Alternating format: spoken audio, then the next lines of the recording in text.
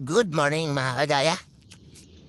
So ito yung ating mga punla ng Almity. Ito yung bago nating punla na pinalit natin doon sa nabenta nating last week na Almity. Yan, batch by batch po ang mga yan. At ito na naman ngayon yung for harvest natin this Saturday and Sunday. 50 cups ng Almity mga kagaya. Ayan po.